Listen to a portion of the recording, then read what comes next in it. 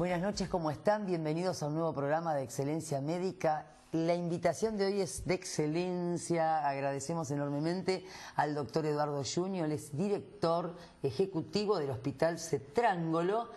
Hospital Cetrángolo, como saben y a veces hemos hablado, es el hospital monovalente, quiere decir que se dedica solo a la parte de pulmón.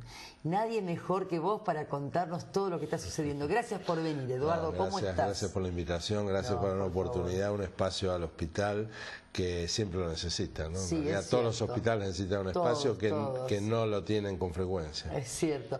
Vos sabés que, bueno, el tema que ha habido muchas preguntas y han llegado consultas por mail respecto a cuando apareció hace un par de semanas el tema de que había una vacuna para el cáncer de pulmón. Vos sabés que a veces cuando la comunicación no es buena, no se explica bien, la gente piensa otras cosas. Entonces, bueno, lo primero que se fue escuchando es: hay una vacuna contra el cáncer de pulmón. Y es para esto que hoy te tenemos acá con nosotros. Perfecto. Para que charlemos un rato. Vamos a tratar de aclarar un poco. Primero, tal vez sería interesante hacer una pequeña introducción sobre lo que es el cáncer de pulmón, la importancia epidemiológica que tiene, ¿cómo venimos cuáles con el cáncer? son... Bueno, con el cáncer de pulmón venimos mal, como venimos mal con todas las enfermedades producidas principalmente por el cigarrillo. Si bien el tabaco no es la única causa de cáncer de pulmón, pero es más del 80%. Y venimos mal porque hay un consumo elevado de tabaco en la población en nuestro país. ¿No viene bajando según se han leído algunas estadísticas? Muy poquitito, pero como arrancamos de una cifra de alrededor del 40%, cuando bajás un 2% estás en 38%, es fantástico, pero seguimos con una cantidad de fumadores muy grandes. Y esto, ¿cómo se manifiesta? Bueno, esto se manifiesta de la siguiente manera. En primer lugar, la mortalidad por cáncer de pulmón es la mortalidad más alta que hay en la Argentina y en muchos países del mundo. De todos los cánceres, varones y mujeres. No, es la primera causa de mortalidad por cáncer en el hombre. En la mujer no todavía, en la mujer sigue predominando el cáncer de mama, en segundo lugar el colorectal y en tercero el de mujer, pero en realidad cuando uno analiza la estadística de otros países, se ve que en algunos países donde las mujeres fuman mucho, ha superado al cáncer de mama y el cáncer colorectal. Así que no sería extraño que de aquí a 3 o 4 años el cáncer de pulmón sea el primero también en la mujer, y esto ocasiona 9.000 muertes anuales, que no es una cifra pequeña. Estos son los casos declarados, son los que sabemos. Por supuesto que toda la mortalidad ligada al tabaco es mucho más, porque el tabaco produce daño pulmonar, produce EPOC, produce enfermedad cardiovascular y produce cáncer, un aparato digestivo, un aparato... Ahora bien, si tenemos tanta cantidad, digamos, es tan alto, tan elevado, y sabemos que una de las causas más frecuentes es el cigarrillo, ¿vos crees que se están haciendo las suficientes campañas para poder parar con esto? Creo que es insuficiente. Creo que todo lo que podemos hacer en el sentido de dar un consejo, una advertencia para que la gente no comience a fumar o los que fuman dejen de fumar, siempre es poco. De todas maneras, estamos viendo que en los últimos días ha aparecido una campaña televisiva que el fumar acorta 12 años, etcétera, etcétera. Me parece bien.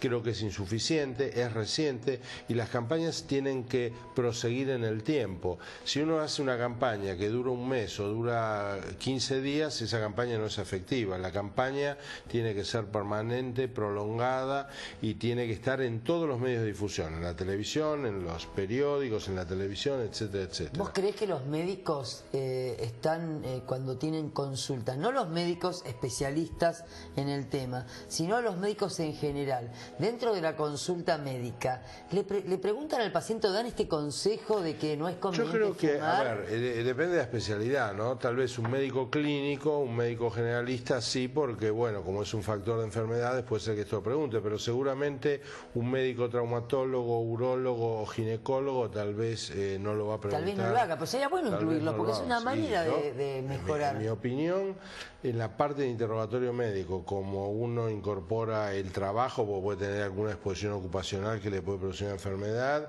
el tabaco, que ya también sabemos, hoy también tenemos que incluir el tema de las drogas ilegales, como la cocaína y todo. Hoy esto debe estar en un interrogatorio, porque hoy la cocaína o las enfermedades producidas por la cocaína a nivel cardiovascular o respiratorio forman parte ya del diagnóstico diferencial de todo el tiempo, así que son todas cosas que hay que incorporar a la historia clínica, digamos que esta es la realidad. Pero bueno, volviendo al tema del cáncer de pulmón. Para atrás. El cáncer de pulmón, entonces, primer tema, mucho mejor que una vacuna, mucho mejor que una cirugía, mucho mejor que quimioterapia, es no fumar y evitar la enfermedad. Esto sería el primer consejo que tendríamos que dar. Vamos a la prevención en este caso, ¿no es cierto? Exactamente, no fumar, y aquellos que fuman, tratar de hacerlo, pueden consultar a su médico neumonólogo, que puede indicarle un programa de cesación de tabaco, esto y lo otro, así que esto en primer lugar. En segundo lugar, los pacientes, cuando tienen diagnóstico de cáncer de pulmón, en general, no decimos en otro caso, pero en general la mayoría está en una fase avanzada, la enfermedad está en un estadio avanzado. ¿Por qué? Con diseminación de la enfermedad, con metástasis en el hueso, en el hígado, en el cerebro, en la suprarrenal. ¿Por qué? Porque muchas veces el paciente, por ejemplo, tiene tos y expectoración habitual, porque tiene una EPOC, porque tiene bronquitis crónica, por lo que fuera, no le da importancia a todo esto y recién consulta cuando hay algún síntoma que tal vez es diferente, que puede ser una hemorragia pulmonar, una expectoración con sangre, o perdió peso, falta de aire, esto le llama la atención, en ese momento se hace una radiografía o se hace algo, aparece lo que la gente dice una mancha, ¿no? Bueno, a veces en medio de un control.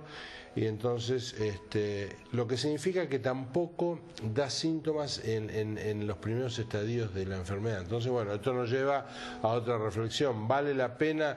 Como nosotros tenemos una mamografía que nos previene el cáncer de mama, o tenemos un antígeno prostático que nos puede prevenir el cáncer de próstata, o un PAP que nos previene el cáncer de cuello, tenemos esto, tenemos un biomarcador o tenemos algún estudio en el pulmón que nos previene el cáncer. La verdad que no, la radiografía de tórax no sirve para eso, la tomografía común tampoco. Hay algunos trabajos experimentales que se han hecho en algunos países con tomografía de baja irradiación, esta tomografía que uno no lo contamina mucho, y esto se ha visto en grupos pequeñitos de pacientes que podría ser favorable en el sentido que la mortalidad fuera menor en quienes son detectados precozmente que en aquellos que uno detecta en una fase avanzada. Pero eso no ha pasado hasta ahora ni con la radiografía ni con la tomografía común. Así que estos estudios están en marcha, tal vez dentro de poco tiempo tengamos más evidencia y entonces podamos recomendar una tomografía de baja dosis como para evaluar preventivo. Porque así como para el cáncer de colon se está haciendo toda una prevención, se hacen las colonoscopías antes de los 50, después de los 50. Sí. Y cuando hay antecedentes, todas las personas saben que hay una parte que es genética. En este caso, ¿vos recomendarías para los pacientes con familiares de primer grado o de segundo grado con patología pulmonar o con cáncer de pulmón que se hagan una tomografía o que consulten al neumonólogo? No, porque tampoco. En realidad los cánceres así que pueden heredarse son el de colon y el de mama. En realidad el de pulmón no, porque el de pulmón se supone que el medio ambiente con alguna de sus circunstancias es el que está produciendo, el que lo gatilla por lo menos. Entonces en realidad lo que uno tiene que hacer más con estudio genético es cortar esta interacción con el medio ambiente. En el caso del cigarrillo es relativamente sencillo. Porque así como salen las noticias, vos viste que salió la noticia de Angelina Jolie que se sacó los dos pechos porque le había dado esta genética de la familia. Lo que pasa es que si uno analiza la medicina del siglo XXI y hacia dónde va la medicina, nosotros podríamos decir lo siguiente: vos y yo enseñamos y aprendimos la medicina de Osler, que es la medicina del gran maestro médico, fue William Osler, que él nos enseñó, y nosotros seguimos practicando, que había enfermedades del corazón, que había enfermedades de la mama, que había enfermedades del pulmón. Y entonces aprendimos a valorar y a clasificar enfermedades de acuerdo al órgano que estuviera afectado. De acuerdo a eso se hizo un tratamiento de todas las enfermedades que en principio fue un tratamiento empírico, decíamos una infección, antibiótico, tal cosa, tal otra, qué sé yo. Hoy se está avanzando, se está tratando de caracterizar subgrupos de enfermedades, lo que llamamos fenotipos. Entonces nosotros decimos, a ver, pacientes que tienen esta enfermedad, algunos de estos pacientes tienen características que son distintos al de tal otro. Por ejemplo, nosotros podríamos decir que dentro de la EPOC podemos tener un fenotipo o un subgrupo que tiene enfisema puro y otro subgrupo que tiene bronquitis crónica, por ejemplo. Sí. Entonces, tal vez estos dos grupos no debieran ser tratados de la misma manera, porque son subgrupos con características clínicas diferentes. Entonces, esta segunda etapa de la medicina en la que se está avanzando lentamente es la medicina estratificada. Y hacia donde vamos y hacia donde debemos marchar es hacia la medicina personalizada, que es tratar a cada paciente de manera individual de acuerdo a las características que tenga. Justamente ejemplo, se utiliza mucho en y Angelina Jolie es un ejemplo de esta medicina personalizada. Ella se hace un estudio genético, se estudia el genoma y en ese genoma se ve que ella tiene 97% de posibilidad de desarrollar un cáncer de mama y morir a corto plazo. Entonces ella decide hacer. Ese es un ejemplo de medicina personalizada. Otro ejemplo de medicina personalizada sería las vacunas para el cáncer, donde de acuerdo a determinadas alteraciones que hubiera en el genoma, uno podría incidir en ese paciente, porque de golpe... Específico, no en todos. No en todos, en un grupo, y eso hoy parece medio como de ciencia ficción, pero cuando uno lee el diario y ve la Angelina Jolie ya no es tan ciencia ficción. Este estudio del genoma tampoco es un estudio imposible de pagar para sectores altos de la sociedad, es un estudio que vale alrededor de 3.000 euros, tampoco es que conocemos mucha gente que los podría pagar seguramente, también conocemos mucha más que no, pero quiero decir, no sería un estudio no, además hoy quizás sea difícil, dentro de unos años va a ser, probablemente sea mucho más fácil 3.000 euros va a valer menos, o quizás después se ponga como hablábamos en el programa anterior con el PMO, ¿te imaginas, no? Bueno. Bien, entonces volviendo la medicina personal es fantástico. Es fantástico y es lo que se viene, evidentemente va a ser así, seguramente van a cambiar patrones sociales, culturales, etcétera, y en la medicina también van a cambiar y vamos a una medicina que ya no va a ser más la medicina del corazón, porque uno lo que ve... Va a ser de la persona. Va a ser de esa persona, y esa persona tiene una serie de enfermedades, hay enfermedades... Por ejemplo, las cardiovasculares, ¿no? Las más frecuentes. Pacientes, la hipertensión, por ejemplo, y la dislipemia o la enfermedad coronaria, que son enfermedades. Bueno, esas enfermedades tienen conexiones con otras cosas, por ejemplo, con la obesidad o por ejemplo con la dislipemia. Entonces, si vos tomás la obesidad, la dislipemia, la inactividad física, lo sumás, esto no te va a dar solo enfermedad cardiovascular, esto te puede dar osteoporosis, por ejemplo, y esto te puede dar cáncer de pulmón, por ejemplo, y esto te puede dar depresión, por ejemplo. Entonces, hacia donde marchamos no es más hacia el tratamiento del corazón, del pulmón, de la garganta, de la nariz. Vamos a marchar hacia algo que sea dirigido a lo que esa persona puede tener relacionado uno con otro, que puede disparar. Como ahora que vamos a marchar al segundo bloque, ¿te parece? Hacemos un corte, esta es en Excelencia Médica, excelenciamedica@gmail.com, y vamos al segundo bloque con el doctor Eduardo para que nos cuente la segunda parte. Gracias.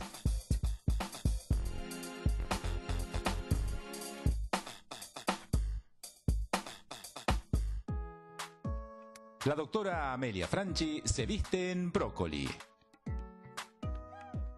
Atelier Nina de Vito, estilistas. Avenida Maipú 1084, Vicente López. Teléfono 4718-0467.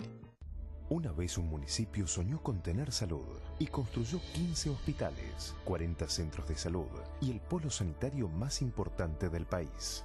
Un municipio que soñó con tener más y mejor seguridad y creó y puso en marcha 3 centros de control de operaciones.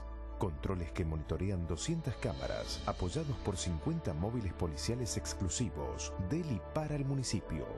Soñó con tener una infraestructura para toda la vida y construyó un nuevo palacio municipal de última tecnología y edificó un nuevo consejo deliberante. Había una vez un municipio que soñó con mejorar la calidad de vida de su gente y construyó casas que conforman 18 complejos habitacionales de primera calidad y puso en funcionamiento un polideportivo. Un municipio que soñó. Y juntos lo hicimos realidad. Más Malvinas, más Argentina. Malvinas Argentinas, el municipio. Gobierno de Jesús Cariglino. La Sociedad Rural de la Provincia de Buenos Aires es una institución única en su tipo. La patria se hace con el campo, nunca sin el campo, mucho menos contra el campo.